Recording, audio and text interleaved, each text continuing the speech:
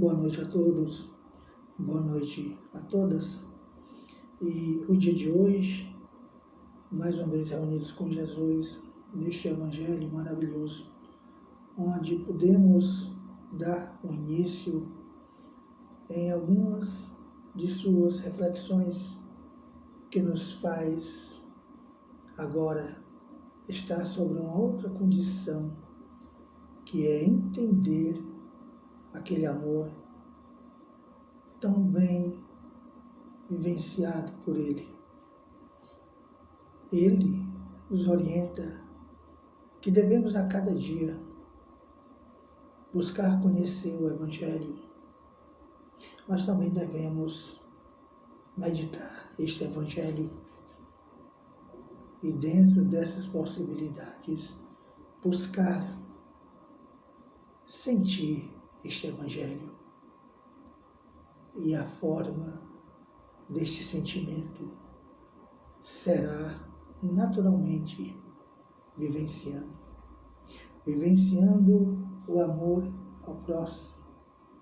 Não fazer como faziam os publicanos, mas amar, inclusive, aqueles que nos perseguem. Jesus, quando estava na cruz, ele demonstrou ali todos os sentimentos de amor para conosco. Quando ele nos dizia: Pai, perdoai-os, eles não sabem o que fazem.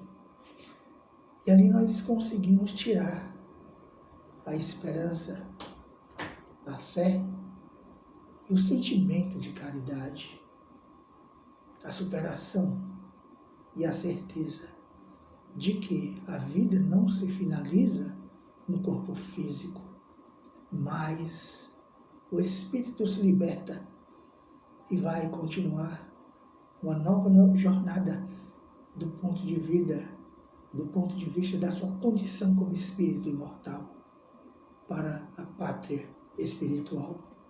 Que cada um de nós busquemos compreender as orientações do Cristo, onde nós temos que fazer apenas uma coisa na terra: é amar.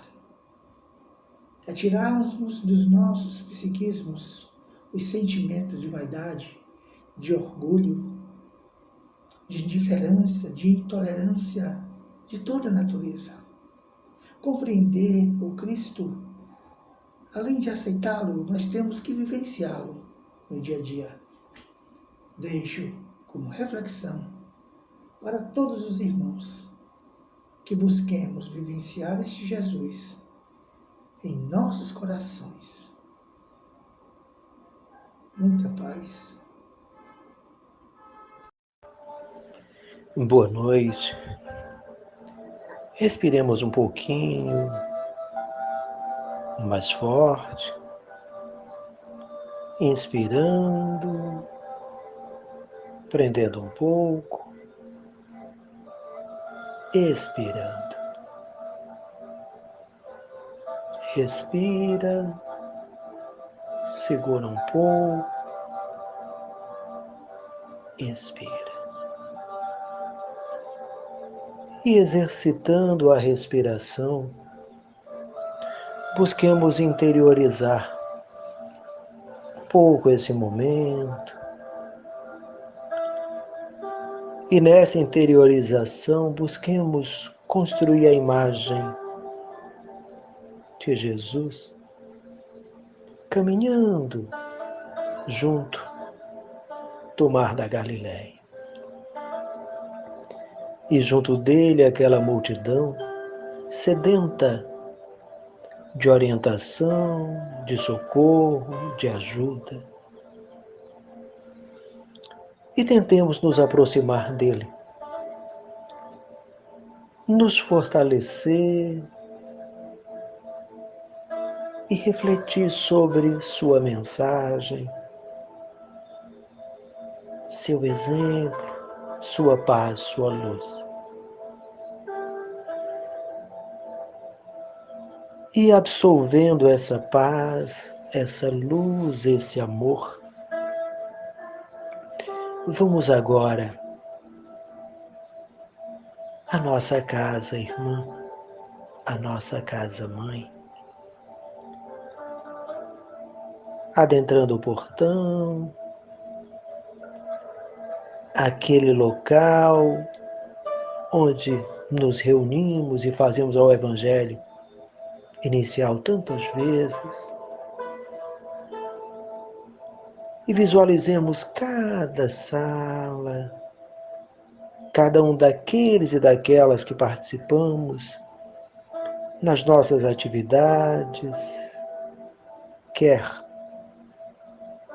durante o dia, quer à noite. As tarefas múltiplas que fazemos parte.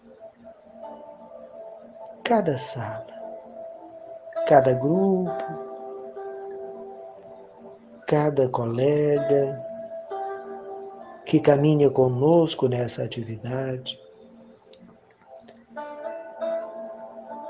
E busquemos em cada sala, em cada grupo, em cada colega, naqueles e naquelas que convivemos nas nossas atividades, ou já tivemos a oportunidade de conviver, que hoje caminham conosco, mas se afastaram por razões várias. Alguns já estão do outro lado da vida, mas busquemos nesse momento repassar para cada um, para cada uma, aonde estejam e como estejam, essa impressão maravilhosa do Mestre. Aquele cheiro da água do mar da Galileia. Aquele vento, aquela luz que o Mestre exterioriza, aqueles ensinamentos, aquela paz, aquele amor. Levemos a cada um, a cada uma, momentaneamente em suas casas. Outros enfrentando dificuldades, enfermidades, desesperos, dúvidas. Mas busquemos incutir em cada um, em cada uma, essa paz do Mestre, esse amor, essa fé, a certeza de que não estamos sós, a alegria de mesmo momentaneamente separados, unidos nesse momento, nessa visualização, nesse aconchego, nessa percepção da importância do outro, nessa percepção da beleza do Mestre, da sua paz, do seu amor, da beleza dessa doutrina maravilhosa que orienta, explica, fortalece o ensinamento do Mestre. E nesse aconchego com o Mestre, com todos e todas, preparemo-nos para mais esse momento de bênção, mais esse momento de paz do nosso Evangelho. Assim seja. Boa noite a todos os irmãos e irmãs, que a paz do Senhor esteja com todos. Senhor Jesus, pedimos Tua bênção e Tua luz, através dos Espíritos de luz, para todos os dirigentes dos templos ou igrejas que ensinam e levam ao próximo Tua palavra, Senhor, os Teus ensinamentos. Abençoa também, irmão maior, os trabalhadores da área de saúde, para que possam levar a cura, se assim for Tua vontade, a nossos amigos e familiares que se encontram enfermos em leitos de hospitais ou em casa, Senhor. Que Sua bênção chegue também aos pais e mães de família que se encontram em dificuldades financeiras, que encontrem um jeito de levar o pão de cada dia aos seus. Dai saúde e paz, Senhor, àqueles trabalhadores que limpam nossas ruas e avenidas diariamente, assim também como aqueles que moram nessas mesmas ruas e avenidas, que têm o básico para sobreviver, Senhor. Que Tua luz, Senhor, chegue também aqueles irmãos e irmãs que já desencarnaram por motivo dessa pandemia ou outras doenças. E peço mais ainda, Senhor, por aqueles que tiraram suas vidas. Perdoai-os, Senhor. Estavam de forma inconsciente tentando amenizar suas dores. E que aqueles irmãos que estejam encarnados e pensam em suicídio, que seus anjos da grande guarda impeçam, Senhor, em teu nome, de cometer esse ato. Seja conosco hoje e por todo sempre, e que assim seja. Boa noite, amados irmãos. Coletâneas de preces espíritas. Capítulo 28, item 69. Observações preliminares.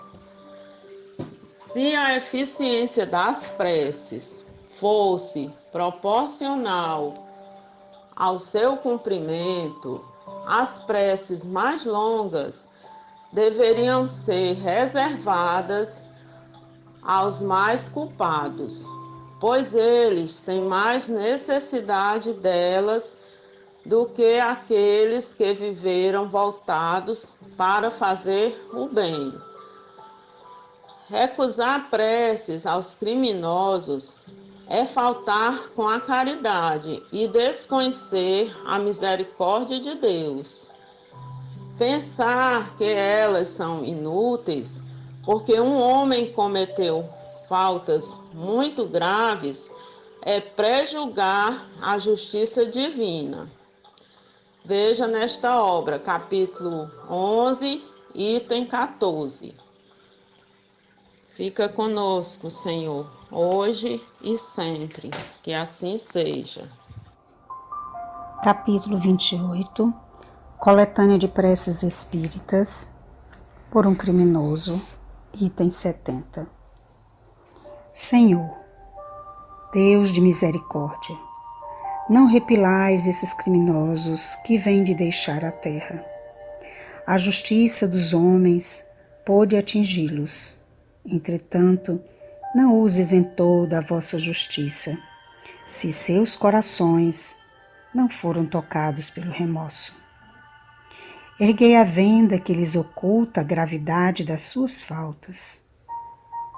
Possam os seus arrependimentos encontrar graça diante de vós e aliviar os sofrimentos das suas almas. Possam também as nossas preces e a intercessão dos bons espíritos levar-lhes a esperança e a consolação. Inspirai-lhes o desejo de reparar as suas más ações numa nova existência e lhes dar a força de não sucumbir nas novas lutas que empreenderão. Senhor, tende piedade deles. Evangelho, capítulo 28, Coletânea de preces espíritas. Por um suicida. O item é o 71. Prefácio. Jamais tem o homem o direito de dispor da sua vida, porquanto só a Deus cabe retirá-lo do cativeiro da terra, quando o julgue oportuno.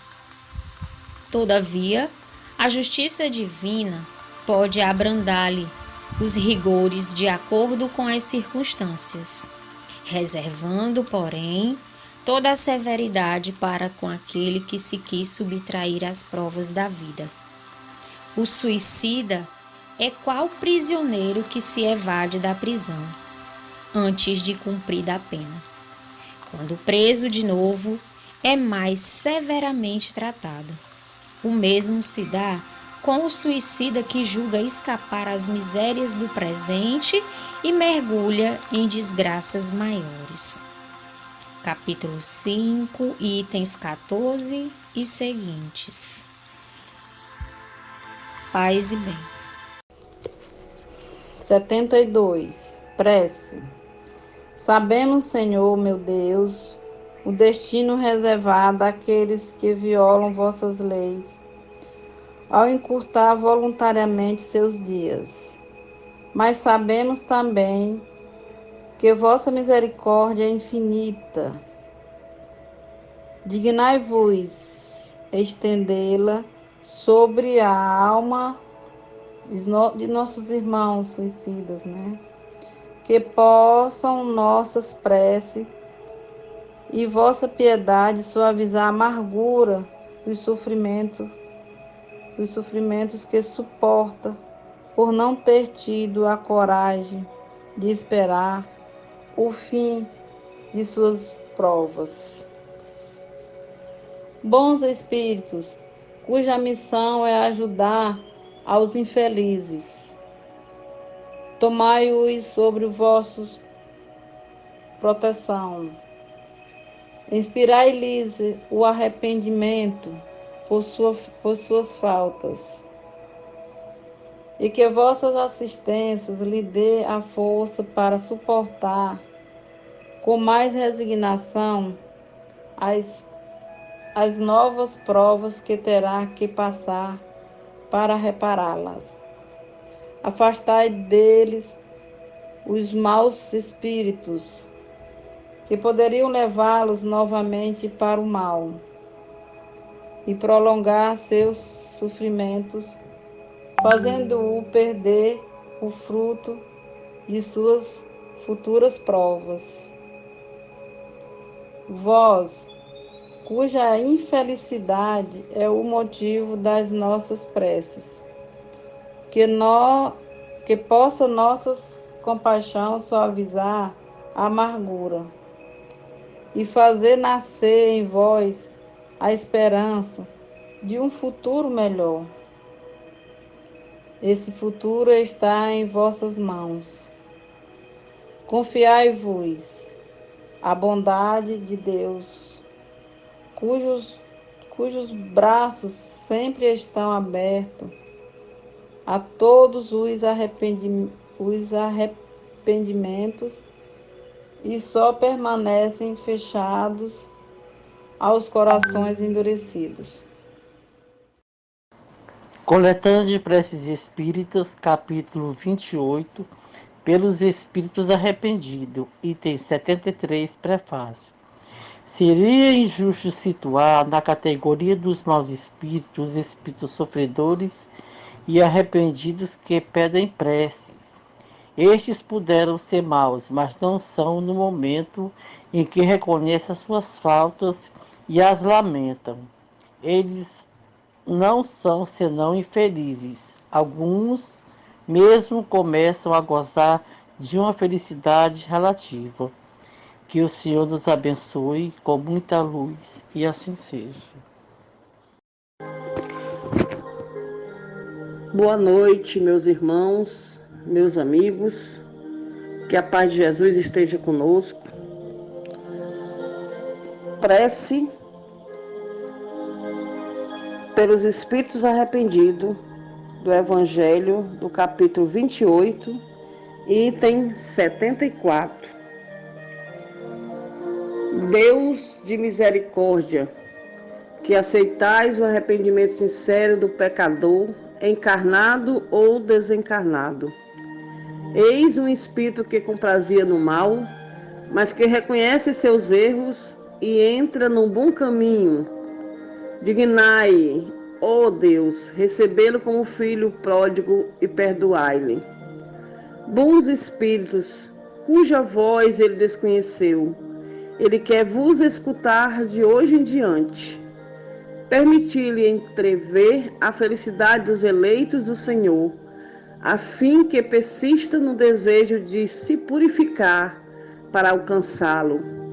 Sustentai-o em suas boas resoluções e dai-lhe a força de resistir aos seus maus instintos. Espírito que desencarnaram pela violência, por ter passado muito tempo na violência e desencarnaram de forma violenta. Nós vos felicitamos pela vossa mudança e agradecemos aos bons espíritos que vos ajudaram. Se vós comprazieis outrora em fazer o mal, foi porque não compreendeis o quanto é doce a alegria de fazer o bem. vós vos sentieis também muito baixo para esperar atingi-lo. Mas desde o instante em que colocaste o pé no bom caminho, uma luz se fez para vós. Começaste a provar uma felicidade desconhecida e a esperança entrou no vosso coração. É que Deus escuta sempre a prece do pecador arrependido e não repele nenhum daqueles que vão a Ele. Para entrar completamente em graça junto dele, aplicai-vos de hoje em diante, não somente a não mais fazer o mal, mas fazer o bem e, sobretudo, a reparar o mal que fizeste. Então, tereis satisfeita a justiça de Deus. Cada boa ação apagará uma das vossas faltas passadas. O primeiro passo está dado. Agora, quanto mais avançares, tanto mais o caminho vos parecerá fácil e agradável. Perseverai, pois, e um dia tereis a glória de ser contada entre os bons espíritos e os espíritos felizes. Paz e bem a todos. Evangelho, capítulo 18. Muitos os chamados e poucos os escolhidos. Item 9. Todos aqueles que proclamam a missão de Jesus dizem: Senhor, Senhor, mas de que serve chamá-lo de mestre ou senhor, se não lhe seguem os preceitos? São cristãos aqueles que o honram por atos exteriores de devoção e sacrificam ao mesmo tempo ao orgulho, ao egoísmo, à cupidez e a todas as suas paixões? São seus discípulos aqueles que passam dias em prece e não são, com isso, nem melhores, nem mais caridosos, nem mais indulgentes para com seus semelhantes? Não, porque assim como os fariseus, eles têm a prece sobre os lábios e não no coração. Com a forma, eles podem se impor aos homens, mas não a Deus. Em vão dirão a Jesus: Senhor, nós profetizamos, quer dizer, ensinamos em vosso nome, expulsamos os demônios em vosso nome, bebemos e comemos convosco. Ele lhes responderá: Eu não sei quem sois.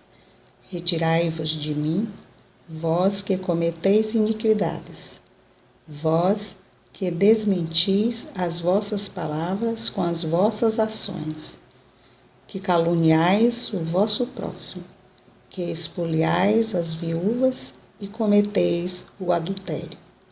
Retirai-vos de mim, vós cujo coração destila ódio e fel, vós que derramais o sangue dos vossos irmãos em meu nome, que fazeis correr as lágrimas em lugar de secá-las.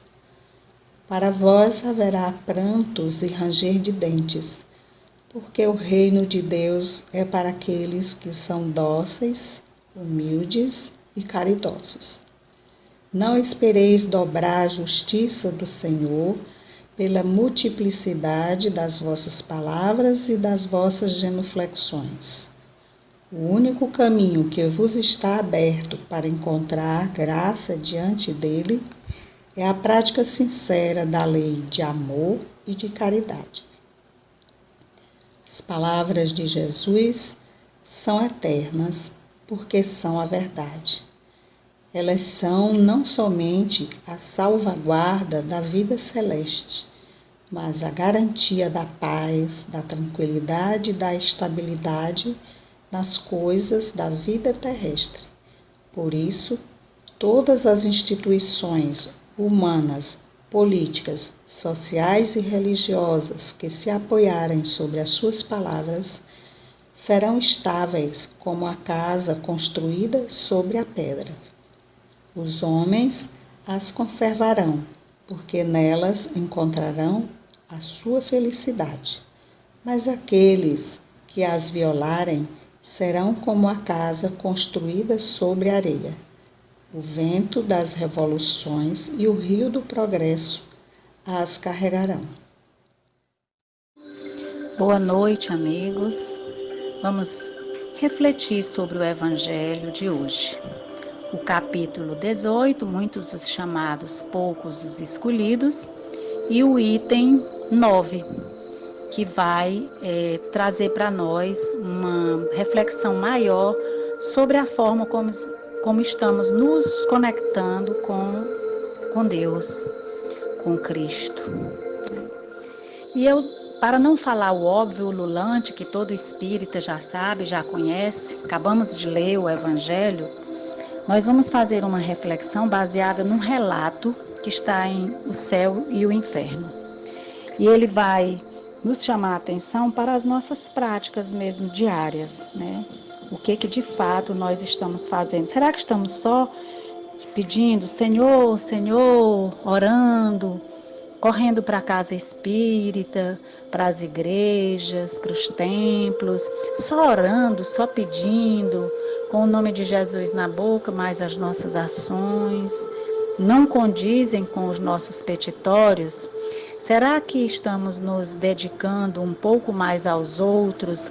Será que abrimos mão do nosso trabalho, às vezes material, do nosso tempo, para nos dedicarmos ao outro?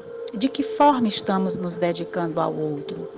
Ou estamos sendo espíritas de carteirinha, mas somente com as formas ou as fórmulas, né? A visita ao centro espírita, muitas vezes sem uma conexão, sem uma reflexão, quase como um dever ou uma obrigação. O cumprimento de um dever, mas o coração está regelado, está distante, voltado muito para a vida material. E esse chamado que estamos vivendo agora é para que acordemos.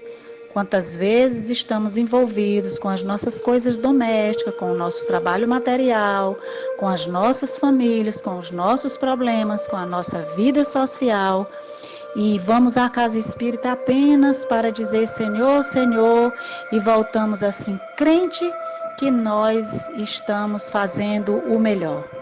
Quantas vezes nos dedicamos a sair da nossa casa, do nosso conforto, para visitar um irmão, um parente, um amigo, um estranho que a gente nem conhece, mas que precisa de oração?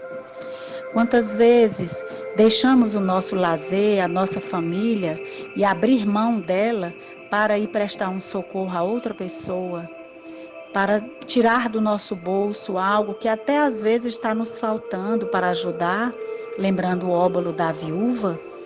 Ou será que estamos acomodados, puristas no Espiritismo, defendendo o Espiritismo, defendendo o Evangelho, mas somente nos lábios? Então, a nossa reflexão de hoje, para não ser redundante, eu vou trazer um caso. E o caso está narrado no livro O Céu e o Inferno, e é um espírito chamado Clarie, que se apresentou na Sociedade de Paris em 1861. Esse espírito era amigo do médium, né, que deu a comunicação, e houve uma interpelação depois de São Luís. E a história é grande, mas eu vou ler os principais detalhes da história, narrando. O espírito que forneceu os ditados pertence a uma senhora que o médium conhecera quando na Terra. A conduta dela e o caráter já justificam os tormentos que ela sobrevive hoje no plano espiritual.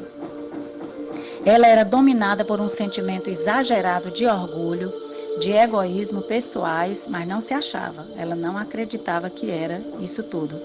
Sentimento que se patenteia hoje na terceira das mensagens, quando ela pretende que o médium se ocupe apenas dela. E muitas vezes ficamos pedindo muita prece por nós, muitas coisas para nós, e não nos ocupamos dos outros, né? Então ela diz: eis-me aqui eu, a desgraçada Clarie. Que queres tu que eu diga? Me falas de resignação e esperança, tudo isso não passam de palavras. Que vagas palavras! Onde encontrar coragem e esperança para tanto? Um dia, um ano, um século, que eu sei, se as horas aqui não passam, eu sofro. Em torno de mim apenas sombras silenciosas e indiferentes, eu sofro. Contudo, eu sei que acima desta miséria reina o Deus, Pai, para o qual tudo se encaminha. Quero pensar nele, quero implorar-lhe misericórdia. Debato-me e vivo de rojo como estropiado que rasteja ao longo do caminho. Não sei que poder me atrai para ti, o médium. Talvez seja a salvação. Eu te deixo mais calma, mais reanimada, qual anciã enregelada, gélida minha alma. Mas se reanima um pouco para a tua aproximação. A minha desgraça aumenta dia a dia, proporcionalmente ao conhecimento da eternidade. Oh, miséria! Malditas sejam as horas do egoísmo e da inércia, nas quais eu, esquecida de toda a caridade, de todo o afeto, eu só pensava no meu bem-estar, na minha vida, no meu trabalho. Malditos interesses humanos, preocupações materiais que me cegaram e perderam. Agora o remorso no tempo perdido, que direi a ti que me ouves? Olha, vela constantemente, ama os outros mais que a ti mesmo. Não retardes a marcha, nem engordes o corpo em detrimento da alma. Vela, conforme pregava o Salvador. Não me agradeças esses conselhos, porque se o meu espírito os concebe, o coração nunca os ouviu. Eu sou qual cão escorraçado, rastejando de medo. Assim me humilho eu, sem conhecer ainda o voluntário amor. Muito tarda a sua divina aurora. Ora, por minha alma dissecada e tão miserável, por que me esqueces? Até aqui venho preocupar-te. Acredita que preces isoladas e a simples pronúncia do meu nome bastarão para apaziguar as minhas penas? Não, 100 vezes não. Eu urro de dor, errante, sem repouso, sem asilo, sem esperança, sentindo o aguilhão eterno do castigo. Quando ouço os vossos lamentos, eu rio-me, assim como quando os vejo abatidos.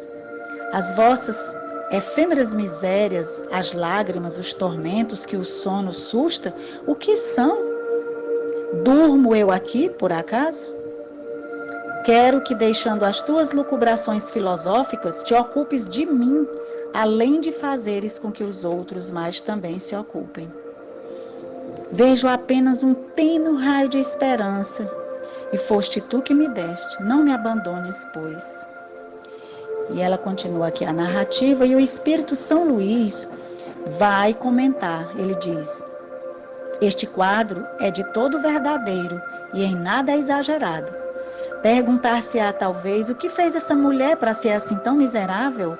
Cometeu algum crime? Roubou? Assassinou? Não, ela nada fez que afrontasse a justiça dos homens. Ao contrário, divertia-se com o que chamais de felicidade terrena, com a beleza, com os gozos, com as adulações. Tudo lhe sorria, nada lhe faltava, a ponto de dizerem os que a viam: que mulher feliz! E invejavam-lhe a sorte. Mas quereis saber? Ela foi egoísta, possuía tudo exceto um bom coração.